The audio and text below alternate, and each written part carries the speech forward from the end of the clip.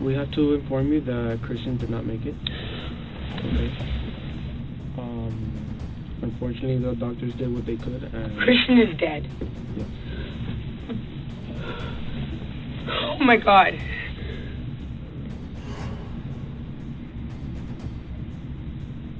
Una llamada histérica al 911 desde el piso 22 de un lujoso edificio residencial de Miami activa las sirenas de la policía la noche del 3 de abril de 2022. La autora de los gritos al teléfono es Courtney Clenney, una fenómeno de 25 años conocida como Courtney Tailor en Instagram, donde cuenta con millones de seguidores. A la persona que yace en el suelo cubierta de sangre es su novio de 27 años, Christian Toby Obumseli. Desde fuera, parecían una de las parejas más brillantes de las redes sociales, en coches de lujo, fiestas caras, vacaciones exóticas y cuerpos perfectos. Pero esa noche, ese cuento de hadas digital terminó con sangre derramada sobre el suelo de mármol del lujoso apartamento. Entonces, ¿qué sucedió exactamente esa noche en el piso 22? ¿Fue la defensa desesperada de una mujer víctima de una relación tóxica que había perdido el control? ¿O fue un asesinato a sangre fría cometido por una personalidad narcisista que se ocultaba bajo los brillantes focos de las redes sociales? Hoy profundizamos en el caso de Courtney Clenney. Este caso gira en torno al asesinato a puñaladas de Christian Toby Obumseli, novio de Courtney Clenney, conocida en internet como Courtney Tailor, modelo de OnlyFans e Instagram. Sin embargo, no se trata de un simple caso judicial. En el centro del caso chocan dos narrativas diametralmente opuestas. Por un lado, está la alegación de legítima defensa, presentada por los abogados de Clenney. Según esta tesis, Clenney era víctima de años de violencia física y psicológica, y esa noche no tuvo más remedio que luchar por su vida ante el ataque de su novio. Por otro lado, está la tesis de homicidio en segundo grado, presentada por la fiscalía. Según la fiscalía, la verdadera agresora y responsable de la violencia en la relación era Courtney Clenney, y lo que ocurrió esa noche no fue un acto de defensa, sino el resultado mortal de un arrebato de ira. Para descubrir la verdad, debemos examinar paso a paso la cadena de acontecimientos que condujo a este trágico desenlace, es decir, el lugar donde todo comenzó, lo que ocurrió entre las paredes de ese lujoso apartamento. Al conocer a los protagonistas de esta historia, es muy importante para comprender lo sucedido. Por un lado, está Courtney Clenney. Tenía 25 años en el momento de los hechos. En las redes sociales se la conoce como Courtney Tailor. Es una fenómeno con más de 2 millones de seguidores en Instagram, que obtiene importantes ingresos como modelo y entrenadora personal, y que ha alcanzado gran fama, especialmente en la plataforma OnlyFans. La imagen que proyecta al exterior es la de una joven divertida, atractiva y exitosa. Por otro lado está Christian Toby Obumseli, de 27 años, es un joven que se dedica al negocio de las criptomonedas y al que su entorno describe como una persona sociable y extrovertida. La pareja se conoce en Texas y en poco tiempo comienza una relación apasionada, pero también tormentosa. Más tarde, para mantener su ostentoso estilo de vida, se mudan a uno de los edificios más lujosos de Miami, el One Paraíso. Sin embargo, las paredes de este lujoso apartamento pronto serían testigo de terribles secretos y violentas peleas. El punto clave de este caso es la propia relación, que los expertos y los testigos describen como extremadamente turbulenta, tóxica y conflictiva. El camino hacia el asesinato se había empezado a trazar meses antes, poco después de mudarse al lujoso apartamento. La pareja llamó la atención de los vecinos, pero no de buena manera. Los vecinos denunciaron en repetidas ocasiones las ruidosas peleas, los gritos, los insultos e incluso, en ocasiones, el ruido de objetos rompiéndose al ser lanzados contra la pared que provenían del apartamento de la pareja. La administración del edificio había advertido a la pareja en numerosas ocasiones por estas ruidosas y violentas peleas.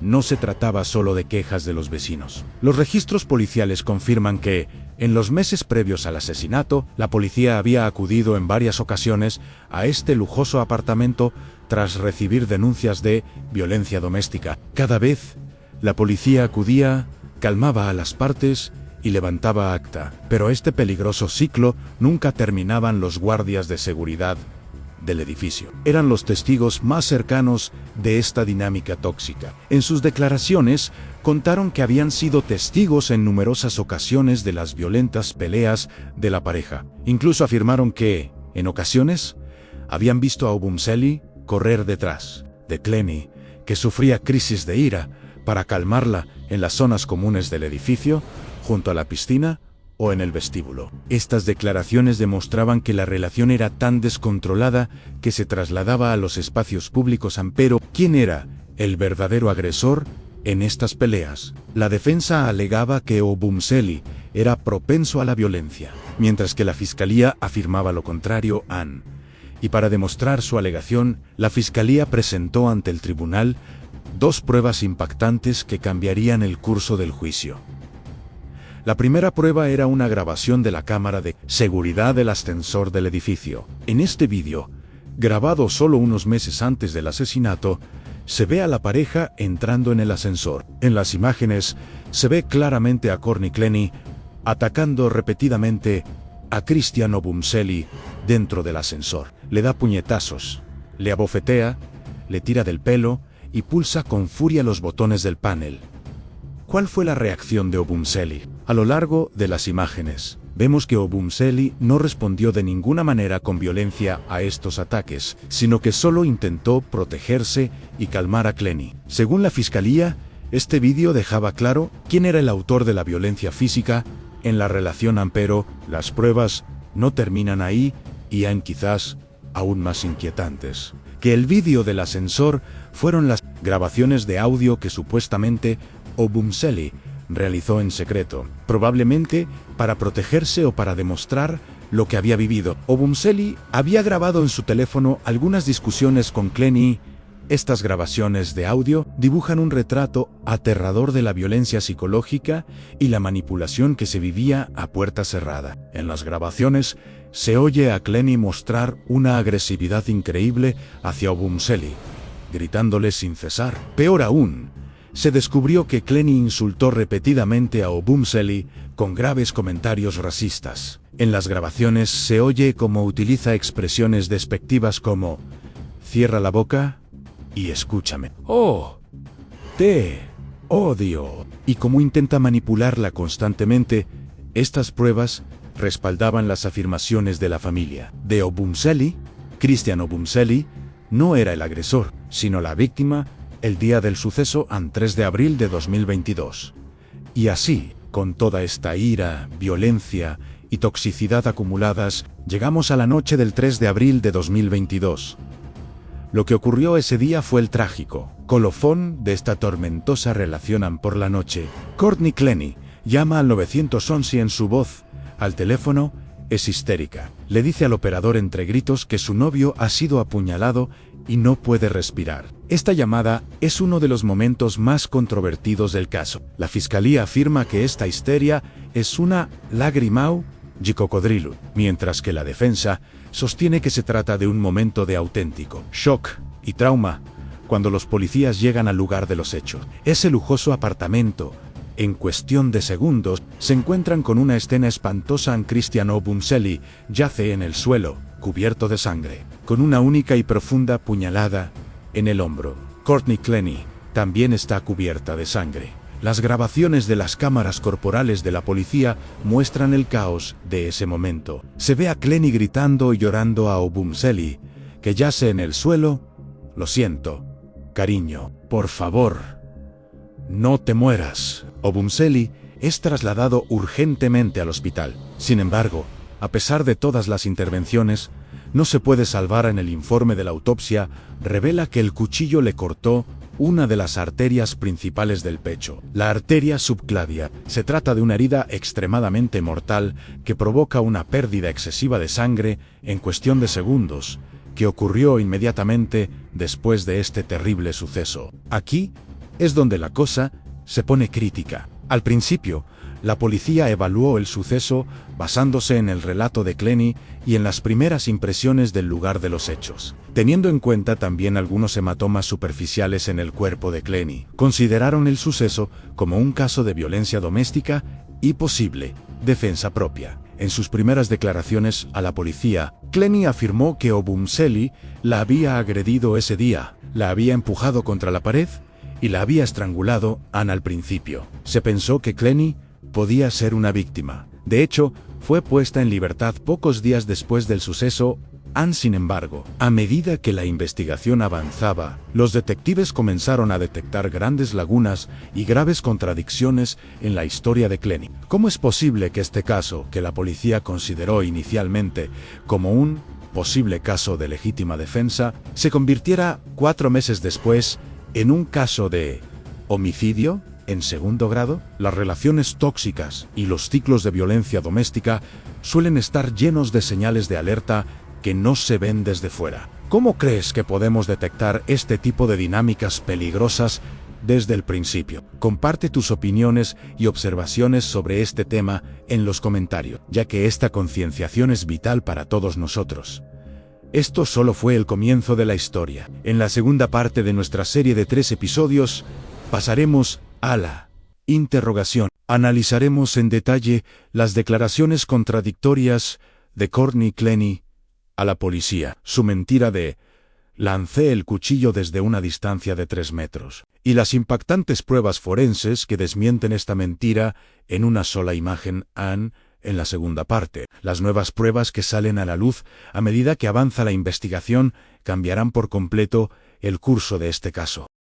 Bienvenidos a la segunda parte de nuestra serie. En la introducción, analizamos los antecedentes del sangriento suceso ocurrido en un lujoso apartamento, la relación tóxica y las contradictorias versiones sobre lo ocurrido esa noche. Ahora nos adentramos en lo que sucedió inmediatamente después, entre esas 4 paredes. En la sala de interrogatorios del Departamento de Policía de Miami, Courtney Clenney, cubierta con la sangre de su novio, se sienta frente a los detectives. La historia que cuenta en esta sala sentará las bases del caso. Pero, ¿se trata de una confesión o del primer ensayo de una defensa ingeniosamente elaborada? Ahora analizaremos paso a paso los momentos del interrogatorio para comprender su psicología. Have you been diagnosed with any mental disability or anything like that? No? Okay. Alright, I'm going to move over to this one. Okay. You have the right to remain silent. Anything you say can and will be used against you in the court of law. You have the right to talk to a lawyer or for advice before we ask any questions. You have the right to have a lawyer with you during questioning. If you cannot afford to hire a lawyer, one will be appointed to represent you before any questioning if you wish. You can decide at any time to exercise these rights and not answer any questions or make any statements. Do you understand each of these rights I've explained to you? Yes. Yeah?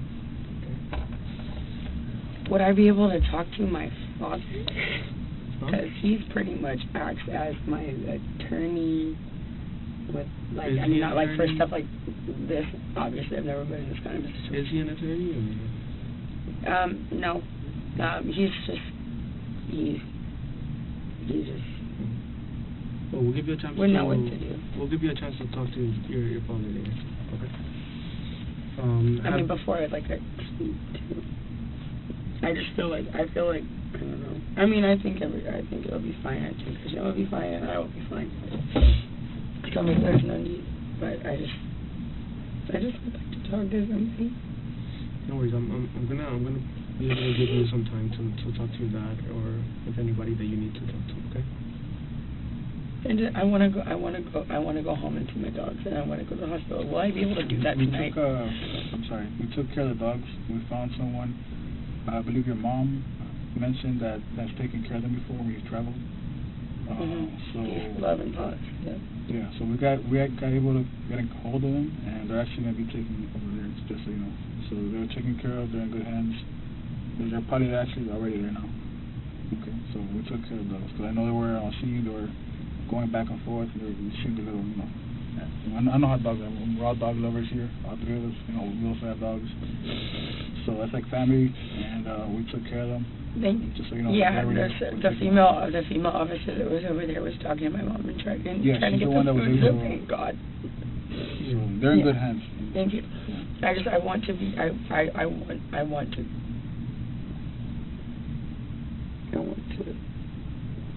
to my mom for an hour on the phone, and I want to go sit at the hospital. Am I going to be able to do that? So far right now, I can't give you an answer. Okay, we just have to go through everything, because remember, this just happened, so I can't really give you a straight answer. If I do, I would be lying to you, and I don't want to do that. I don't want to lie to you. Okay. Okay. Just as well as I don't want you to lie to me. I don't want to lie to you. We want to be able to understand everything that went down today.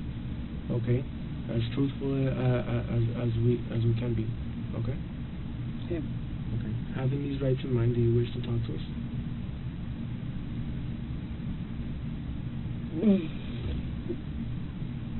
Yeah. If I don't, what happens? I mean, it's your choice. It's your right. But at the end of the day, we just want to figure out what happened. Okay. We just want to hear your side of the story and what occurred, so we can piece this together and come to an understanding. Yeah. Yeah, fortunately we weren't there, you know. You were, so there's no better person to tell it than you. And it took so long for I don't know what I honestly, it was such a blur. I was on the phone with my mom. I don't know if for me right over here. Yeah, you can reread it. Take your time, reread it again. Same thing you read. This is why I would like to call my dad and say, can I just do this, or should I have to get a lawyer? Because I realize, like, how very serious this is. Like, I was sitting there in a freaking puddle of my boyfriend's blood, begging him to, like, please not, like, fucking give up on me. Like, man, like, this shit is fucking serious. So, I don't think I'm necessarily in trouble, but, like, I just would like to. Can I just talk to him? This happened, and the whole situation happened, and I haven't talked to anybody who means anything. No, I understand. Right now, okay, well, you know what? Okay. What? No, just. I've never been in this kind of situation. You can talk to your dad, you can talk to him later. But before I talk to you guys,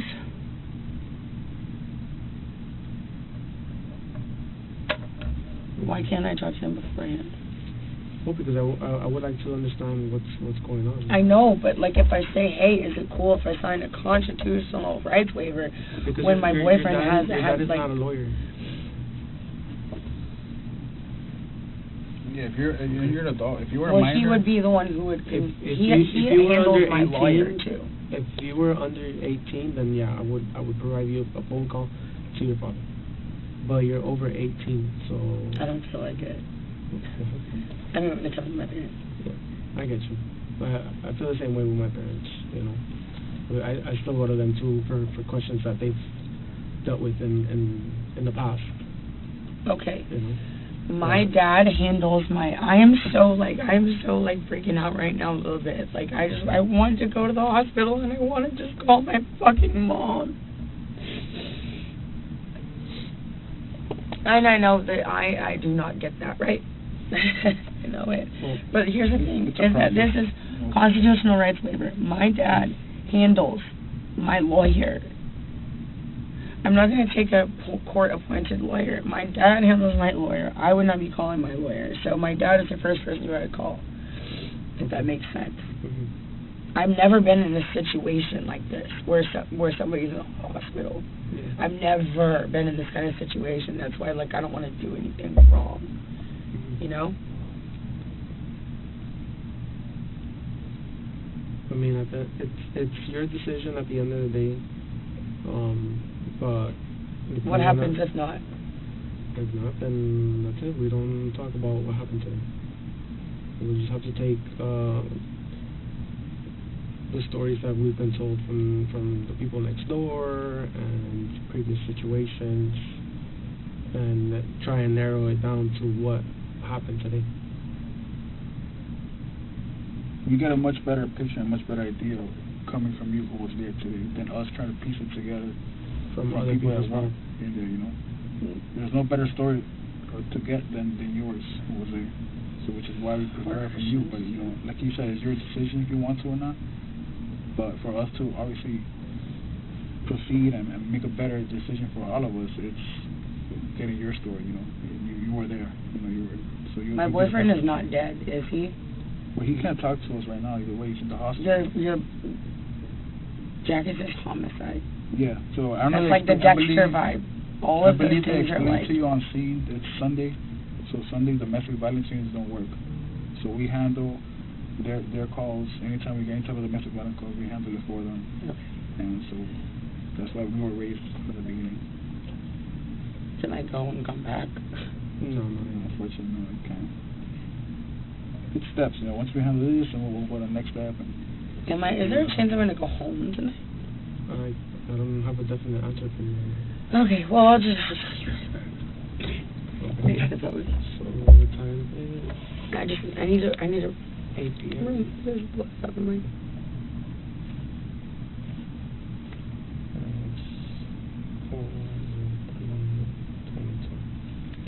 Alright.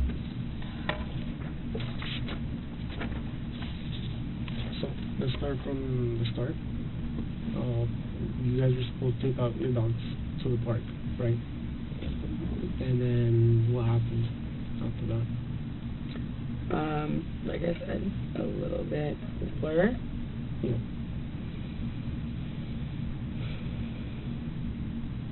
I was doing laundry and watching a Christina Randall, or listening to a Christina Randall video, and tried to call my mom. She didn't answer the first time.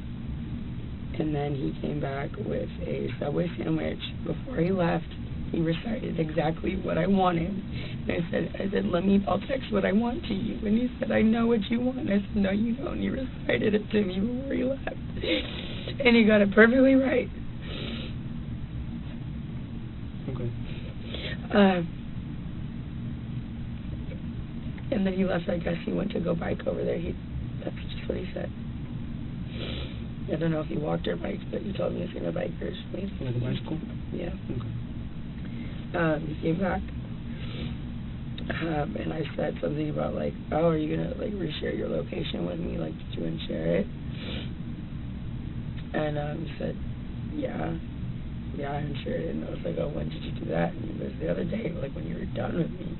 And I was like, okay, well, fair enough. Like, reshare it. And then he told, it kind of like turned into like a little like argument or something. And then he told me to reshare mine, and I was like, okay, yeah, I will. And then I didn't do it immediately. He asked me about it again. And I don't know what I was thinking, but it just said something about, well, what if I'm somewhere you don't want me to be? Okay. Which I wouldn't have been. I love him, but just like, maybe you don't want to know where I am. I guess maybe it'll just like hurt him because he was pressing me, and he ended up pinning me against the wall, and then I said like choking me on the floor. It's just like they were looking at my neck, and I was like, I'm not saying like choking me like, whatever. But he had my like neck, like and this happened twice before, okay, where I couldn't breathe and I was on the floor. Yeah. I could not breathe, and I don't think that he was trying to kill me, but I was scared, and all 3 times I have been scared. Okay. So yeah, I'm on the floor, and he had me pinned, and lifts me up. I'm on the get my mom on the phone. And I'm just trying to really remember. I hear my mom on the phone, and I remember she was standing like against the couch. Like we were obviously it was a big deal at this point. So this happened like over by the door and somehow moved like over in the living room. He was standing by the couch, facing toward the kitchen, and I was in the kitchen. And then he just I could see like all the whites in his eyes, and he was like coming at me. And so I grabbed one of these knives my mom got me for Christmas. I grabbed one of them, and I was like, I swear to God. I swear to God.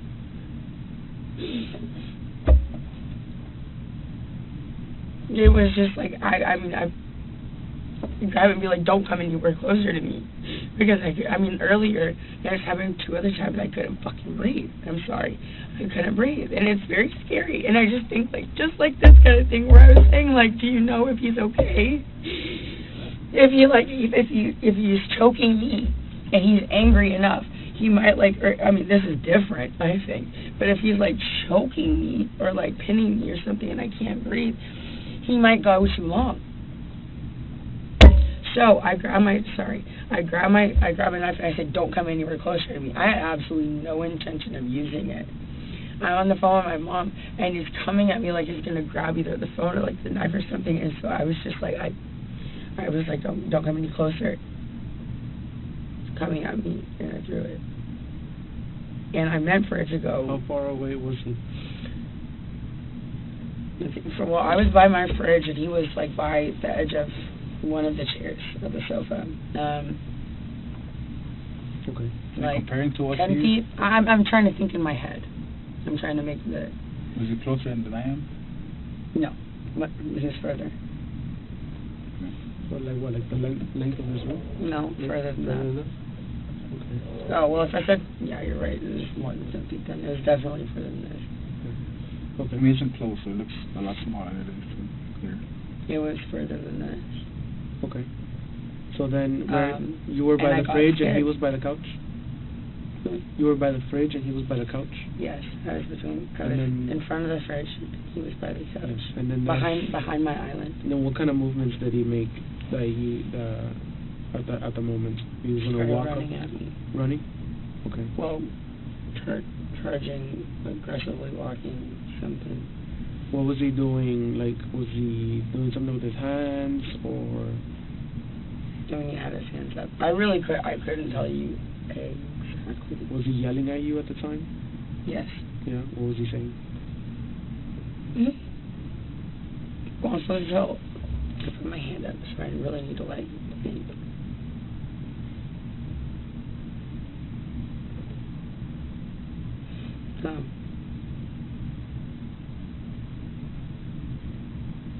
Yeah, I remember one of the things, but I don't think it's relevant. No, go ahead, tell me. It might be relevant. It might help me understand it a little more. He said, why don't you go find one of the fucking guys in G-Wagons? Because I had said something about that when I broke up with him like a week ago. Out of anger.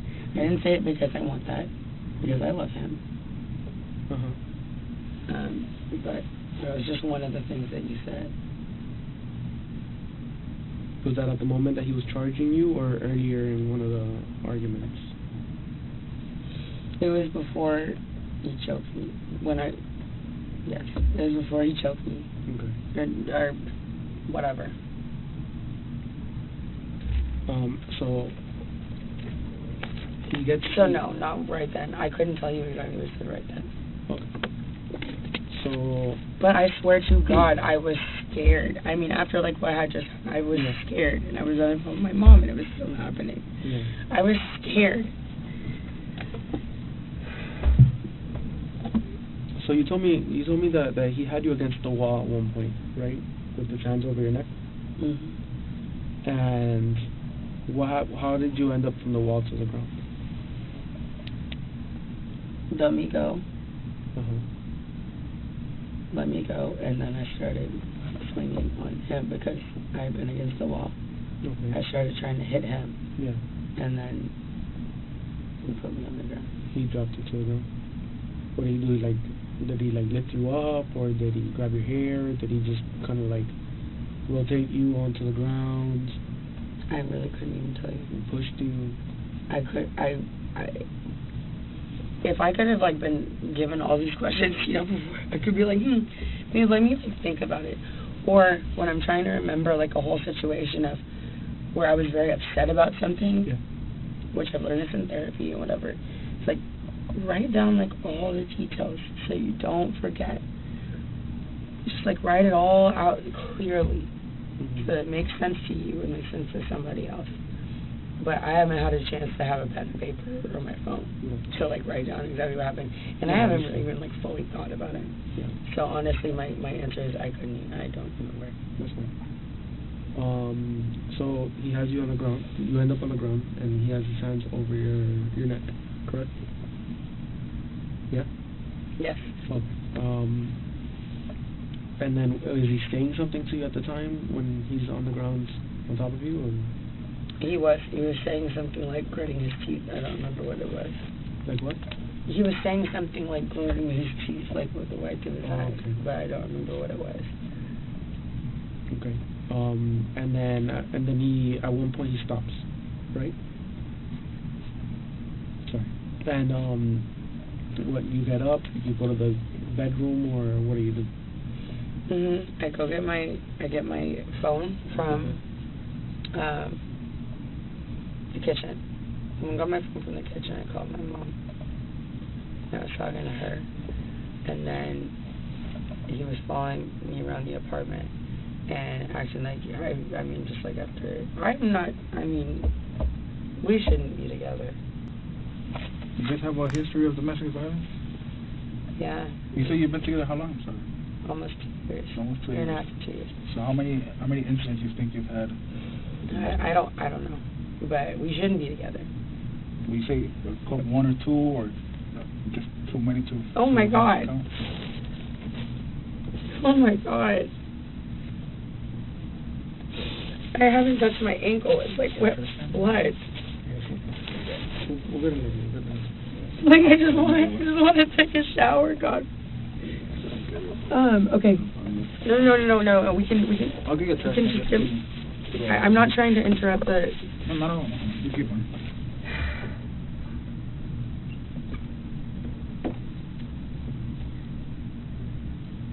This is absolutely the most insane shit that I think I've ever been involved in. I think anybody that goes through this without would be a doubt. just insane. What'd you say? I think that if anybody goes through this type of situation, it would be pretty insane for them. Okay. You said domestic violence. Have you made a report before? No. You've never made a report? Oh, I did in Dallas actually about a year ago, and he was detained. And what happened there? He had pushed me in the lobby, but it wasn't like a big deal, and they made it a huge deal. And he ended up getting taken to the hospital or jail or something. Yeah. Which I don't think it was necessary, but yeah, he had been. And then also I had been arrested for it as well in Vegas in August. Oh. So he and I each had one. Okay. What happened in Vegas? We just got in an argument in the hotel room, and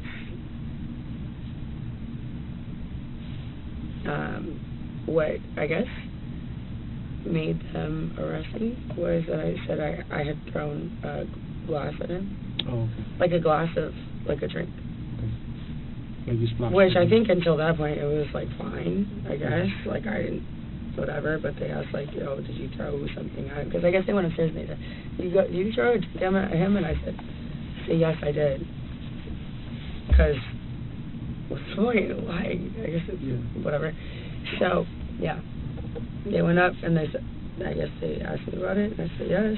And they said, okay, that's DV or battery or something, not assault or something like that. And so I got arrested, and I was held for 12 hours. That wasn't fun. But yeah, those are the two incidences for. I don't know what the incident for him was like. About how many incidents have you guys had here in Miami since January? What do you mean? Like how many times has the police been called to your apartment, or you called the police since January? Okay. Police have been called once because I called them because my boyfriend was threatening suicide. Okay. I'm sure there are records of that or whatever. I don't know how. Why was he threatening suicide? I don't remember exactly what the situation was, but he was he had taken a knife.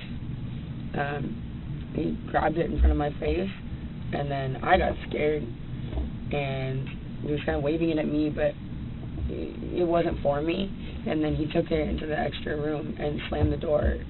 And he has a history of self-harm, so I was kind of just like, okay, well, let me go in there and chase him, regardless of whether or not what's going on. And I tried to open the door, and he wouldn't open the door, so I got really scared that he was doing something in there that I couldn't control, so I called the cops. And he wasn't very happy with me about that, but I was really scared. Did he say anything that he was going to do to himself, or? He's threatened it many, many times, but I don't remember if he did it right then. Does he suffer from anything? No, that's what he's told me. Yeah. Right. And then the other time they called police? Okay, and then this, the police were called because of us, actually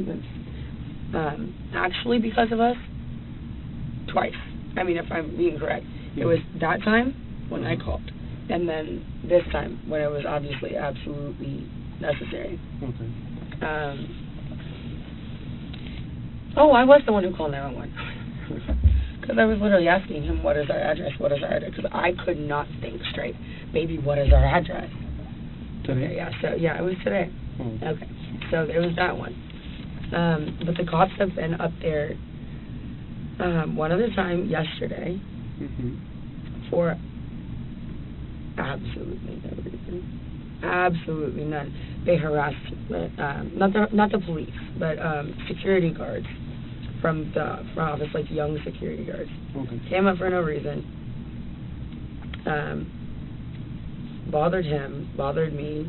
I was about to go to the pool. They said, do you want us to keep him out of here? And I said, yeah, but y'all have been letting him up all week when he hasn't had a key. Yeah. But, no. Do you want us to call the cops? No. It's fine. I didn't want him to get arrested. There's no reason for that. And so, whatever. So I said no. And then he, I guess he just wanted to call the police or something, because right after that he goes, well, we saw you shove him, which he was referring to downstairs in the elevator. My boyfriend had followed me into the elevator, and I didn't want him to come in. So I go, stop following me, and I did this. And we were Christian will attest to a lot of stuff. Yeah. But that just didn't happen. So it's he moved from Christian to me. It seemed like he just wanted to cause trouble. Yeah. So the police were involved yesterday when there shouldn't have been.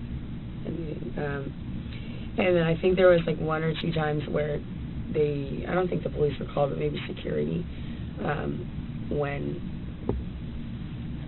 well, if you're talking about police, that's definitely the only times I can remember. Okay. Security have been called for noise complaints, for sure. Because of arguments, or? And what do you guys usually argue about? Or is it always a different issue?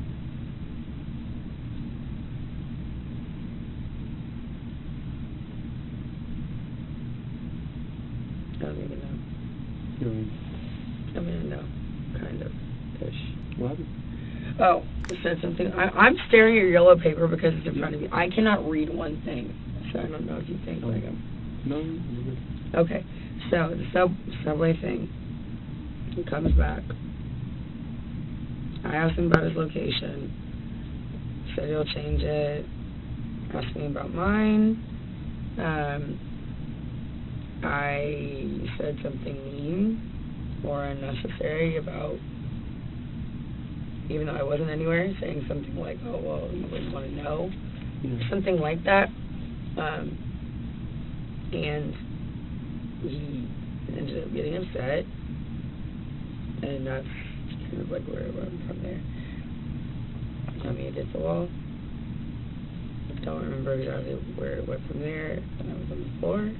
Let me go. I called my mom. So he had you against the wall. He was holding you by the neck, right? Yes. And then he let you go. You start swinging at him, and then he ends up putting you on the ground. Correct. And then when I was up against the wall, I mean, when he had me like this, I was just trying to get it off. Yeah, you're trying to get it. But it wasn't. I didn't feel. You felt the pressure. It wasn't a long time. Yeah. It wasn't a long time, and it wasn't extremely hard.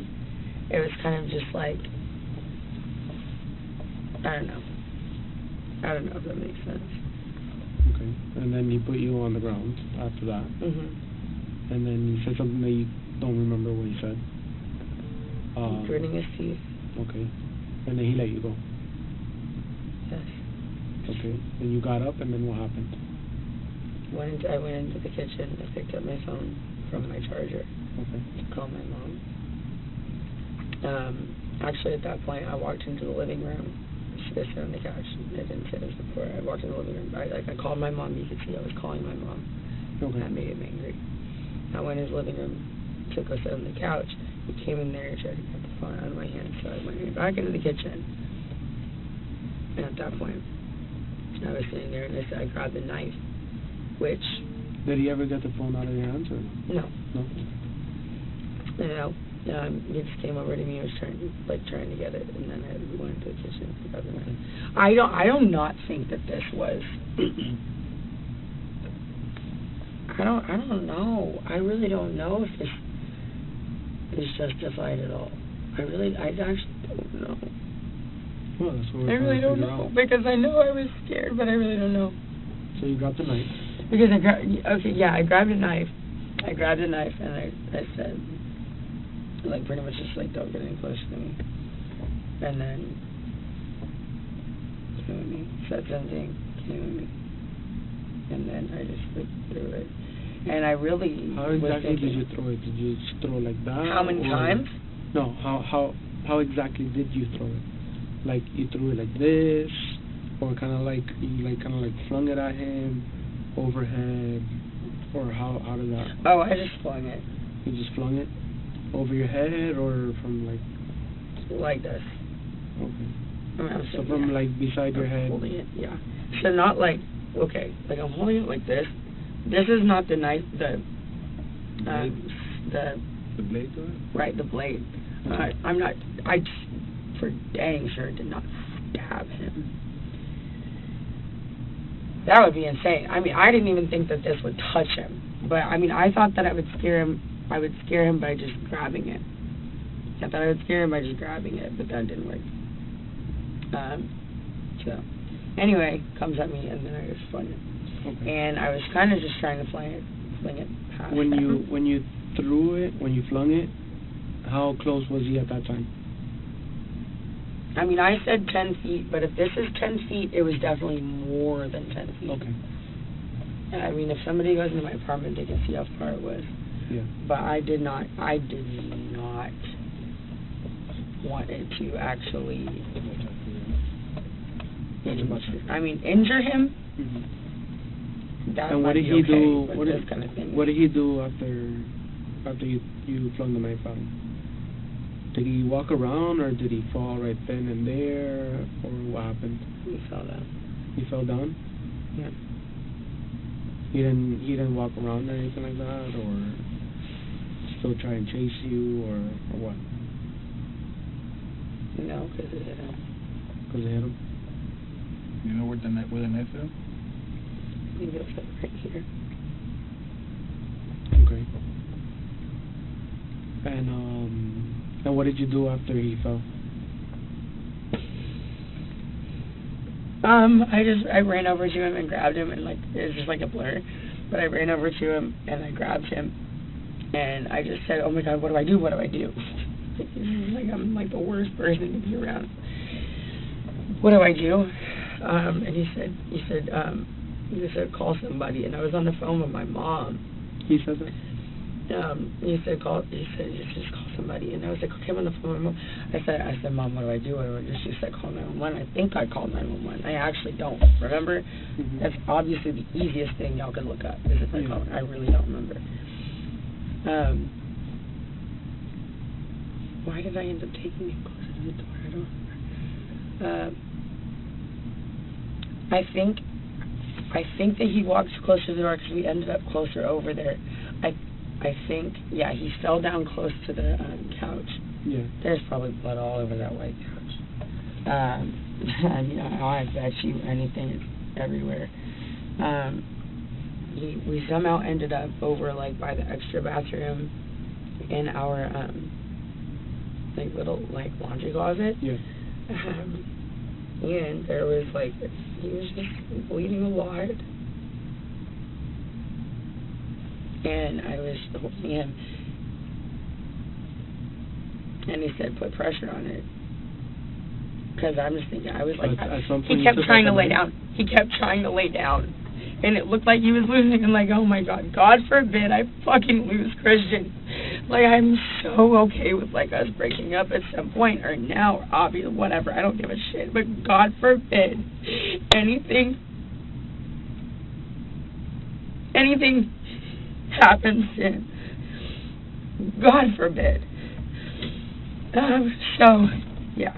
I just, like, he just kept trying to lay down. And I was like, please, fucking Christian, please don't do this. Please don't fucking do this to me. And he kept sounding like he couldn't talk. Or something like, he was just, like, closing his eyes. Like, wake up, open your eyes. And I was talking to him about his mom and his grandma. And it just felt like everybody every second was like a freaking minute. Yeah. Because I was like, what did he tell? He was the one who told me to put pressure. I'm just like a freaking idiot. So I'm like trying to keep him upright because he keeps trying to lay down. I'm thinking blood flow, right? You're like, you don't want to lay down if you're losing blood. That's what I would think.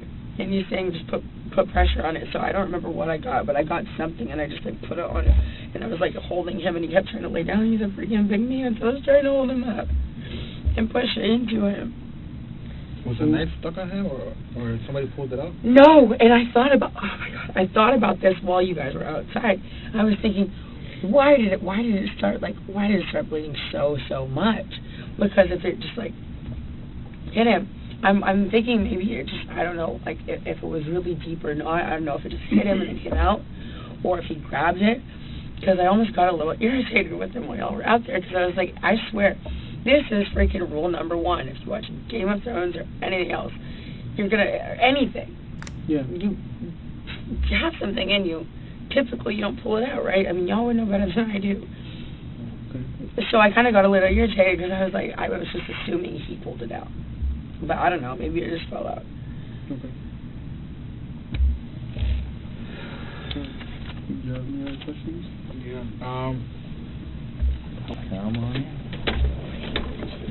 So this will now be recorded. Okay. But if at any moment I feel that they should stop recording, I will tell them that, because obviously I'm here to protect you. Okay. Thank you. Yeah. That's fine. Okay. Courtney, so it's 10:45 p.m. right now. Okay. Let's start off with. So I have a picture. Let me know if this is Christian or not. Okay. Mm-hmm. Yeah, that's Christian. Okay.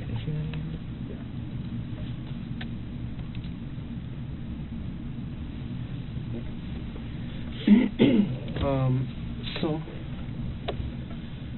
we have to inform you that Christian did not make it. Okay.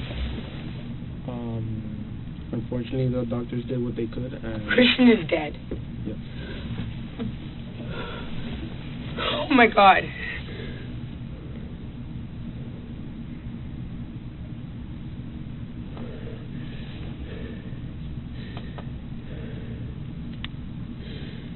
This is not real, right? Okay.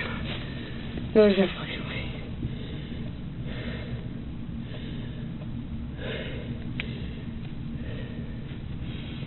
Kirsten died? Can I please have a hug? Am I allowed to do that in here? Sure. Yeah. Okay. Relax. You'll be fine. No. Calm down. Calm down. Take deep breaths.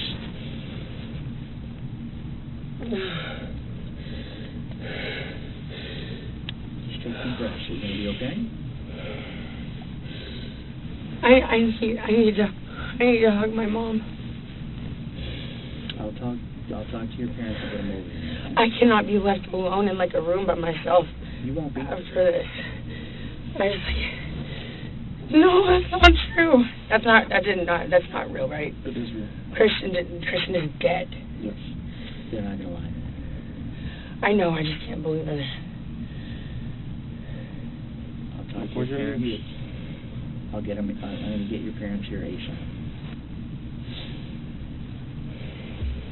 We spoke to your parents, and they're trying to do everything possible to get here as soon as possible as well.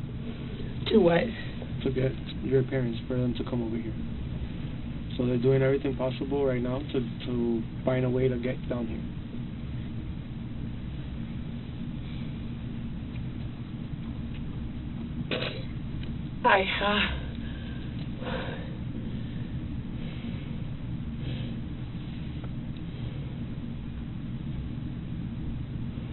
Deep breaths. Just take deep breaths. I've been crying so much, Don't. and I just can't even cry right now.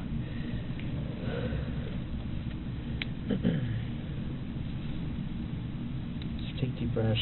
It's a shock. Just relax. Try to relax. And Okay. we're gonna get you somebody here. Okay.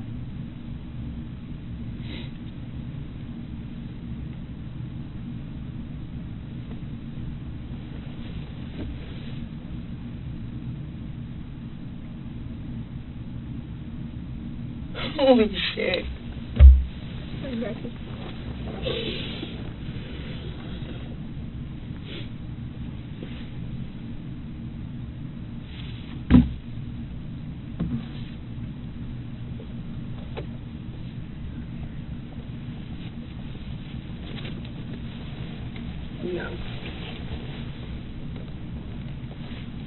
No. It's gonna be okay. It's gonna be fine.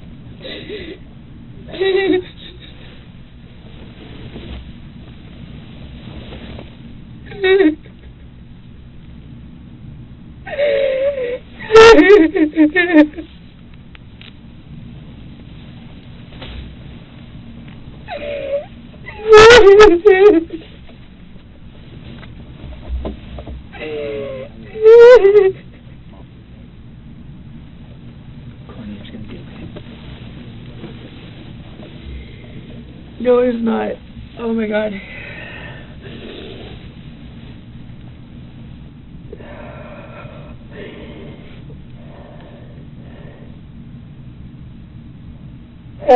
I wanted to be at the hospital. If anything happened to him, I just wanted to be at the hospital.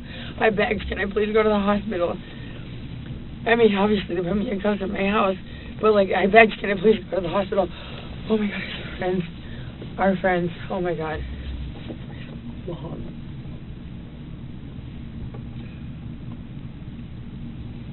Me? It's been a long day.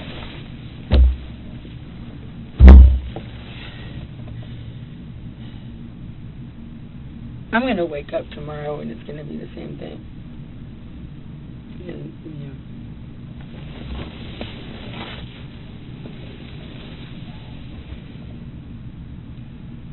And, okay, that's the last time I ever talked to him. It's the last time anybody ever talks to him. Ever.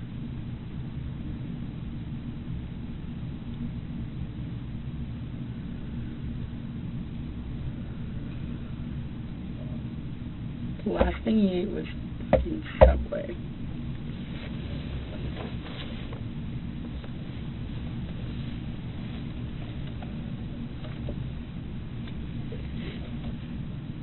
can't undo what's already happened. So just this is going to be a process. What I was saying to that other room, I said, God forbid, when like from far away, what if it had accidentally hit a little bit lower and he died? That's what I said. You remember? I said, God forbid. Then a few minutes later. So we can't change what's occurred and get them before. So just step by step. So you'll get through this, all right? Y así llegamos al punto culminante de nuestro interrogatorio y nuestro vídeo. Son las 10:45 de la noche. Los detectives entran en la habitación, esta vez acompañados por el abogado de Courtney. El detective le muestra primero una foto de Christian y le pide que lo identifique. Y luego le da la noticia. Tenemos que informarte de que Christian no lo ha conseguido. Christian ha muerto. La reacción de Courtney es histérica. Dios mío, no es verdad, ¿verdad? No puede ser. Christian ha muerto. Es un momento de shock, de devastación. ¿Pero es esto una prueba de inocencia? No, Ann, es el impacto del resultado, no del acto. Y en medio de este ataque de histeria, escuchamos ese detalle extraño e irrelevante que demuestra que su cerebro no puede procesar este trauma tan grande. Lo último que comió fue un maldito Subway. Su cerebro, incapaz de aceptar esta realidad, se aferra al último recuerdo concreto y normal de ese día. Pero, inmediatamente después, viene quizás la frase más espeluznante de todo el interrogatorio. Se vuelve hacia su abogado y le dice: «Recuerda lo que dije en la otra habitación. Dios mío, ¿y si el cuchillo hubiera bajado un poco más y hubiera muerto?» Dije: «¿Lo recuerdas? ¿Lo recuerdas?» Esto es un reflejo de la culpa subconsciente o una observación fría que muestra que era consciente del resultado potencial de su acción, pero que nunca esperó que esta realidad saliera a la luz. El interrogatorio de Courtney Clenney dibuja un retrato psicológico complejo de alguien que no puede comprender el resultado irreversible de sus acciones y busca una salida, más que el trauma de una víctima inocente. ¿Qué pasará cuando este relato se enfrente en el tribunal al informe de la autopsia y otras pruebas concretas? Lo que escuchaste en la sala de interrogatorios te hizo sentir la desesperación de una víctima o la astucia de una agresora. ¿Cómo interpretas el lenguaje corporal de Courtney y las contradicciones en su relato? Comparte tus análisis en la sección de comentarios. En el último episodio de nuestra serie Cierre, analizaremos el resultado de este caso, como el informe de la autopsia refuta la teoría del empujón, y que le espera hoy a Courtney Clenney. No se lo pierdan. Bienvenidos al último episodio de nuestra serie. En el segundo episodio dejamos a Courtney Clenney en la fría sala de interrogatorios del Departamento de Policía de Miami, contando su historia. Entre lágrimas y de forma histérica, afirmaba que su novio, Christian Obumseli, se abalanzó sobre ella, la estranguló y que, presa del pánico, le lanzó un cuchillo de cocina desde una distancia de 3 metros. En esa sala se estaba construyendo una historia de defensa propia. Courtney defendía que se trataba de un trágico accidente, afirmando: «Estoy segura de que no le clavé el cuchillo. Eso habría sido una locura». Pero ¿qué pasó cuando esta historia, creada entre las paredes de la sala de interrogatorios, se enfrentó a la realidad concreta del mundo exterior? Toda la defensa de Courtney se basaba en ese acto de lanzamiento. Sin embargo, esta afirmación se desmoronó en la mesa del Instituto de Medicina Forense solo unos días después de que terminara el interrogatorio. El informe de la autopsia cambió por completo el curso del caso. El informe reveló que la herida de cuchillo en el cuerpo de Christian Obumseli tenía aproximadamente 8 centímetros de profundidad y, lo que es más importante, que había sido infligida con un ángulo descendente. A los expertos forenses fueron claros: esa herida no era la que podía causar un cuchillo, lanzado desde una distancia de 3 metros. Se trataba de una herida por punción aplicada directamente a corta distancia y con gran fuerza en toda la defensa psicológica que Courtney había construido en la sala de interrogatorios. Esos momentos de conflicto cognitivo y teorías extrañas como la regla de Juego de Tronos se derrumbaron ante una sola realidad científica. Ella no había lanzado el cuchillo al principio. La policía evaluó la alegación de defensa propia de Courtney y la puso en libertad. Sin embargo, cuando el informe de la autopsia se combinó con las pruebas que mencionamos en el primer episodio de nuestra serie, como el vídeo del ascensor y las grabaciones de audio que Christian había obtenido en secreto, el panorama quedó claro. La fiscalía llegó a la conclusión de que la verdadera agresora en la relación era Courtney Clenney. 4 meses después del incidente, en agosto de 2022, Courtney fue detenida en un lujoso centro de rehabilitación de Hawái, donde afirmaba estar recibiendo tratamiento por trauma, el cargo en homicidio, en 2º grado. Pero el caso no terminó ahí. A medida que la investigación se profundizaba, los padres de Courtney, Kim y Deborah Clenney también fueron arrestados por intentar acceder ilegalmente al ordenador portátil de Christian Obumseli, es decir, por ocultar pruebas. Esto aumentó las sospechas de que el incidente no fue solo un arrebato de ira momentáneo, sino también un intento consciente de encubrimiento posterior en entonces. Después de todo lo sucedido, ¿qué decidió el tribunal? ¿Cuál fue la sentencia de Courtney Clenney y cuál es su situación actual? Courtney Clenney se presentó ante el tribunal alegando su inocencia. Sus abogados continuaron defendiendo que padecía el síndrome de la mujer maltratada y que esa noche realmente luchó por su vida. Sin embargo, en la fecha de preparación de este vídeo, noviembre de 2025, Courtney Clenney aún no ha recibido una sentencia definitiva. El juicio se ha aplazado en varias ocasiones debido a las peticiones del equipo de la defensa, la aparición de nuevas pruebas y las estrategias legales. A pesar de su fortuna millonaria, Courtney Clenney permanece entre rejas desde el día de su detención, ya que se le denegó la libertad bajo fianza en estos momentos. Sigue esperando el día en que se enfrentará a la gravedad de su delito, comparecerá ante el jurado y se decidirá su destino en la historia de Courtney Clenney y Christian Obumseli. Es una historia oscura de toxicidad, manipulación y violencia que se esconde bajo los brillantes focos de las redes sociales en las horas pasadas en la sala de interrogatorios. Nos mostraron hasta qué punto se puede tergiversar la verdad, pero también cómo la ciencia forense puede desenmascarar las mentiras. Courtney, al intentar crear una narrativa de víctima durante el interrogatorio, en realidad se tendió su propia trampa legal, ya que contradijo el informe de la autopsia para la familia de Christian Obumseli. La justicia aún no se ha hecho. Para ellos, este caso sigue siendo una profunda herida que no se cierra. ¿Qué opinas sobre este tipo de realidades oscuras que se esconden detrás de las relaciones, que se presentan en las redes sociales como vidas perfectas? Comparte tu opinión en los comentarios.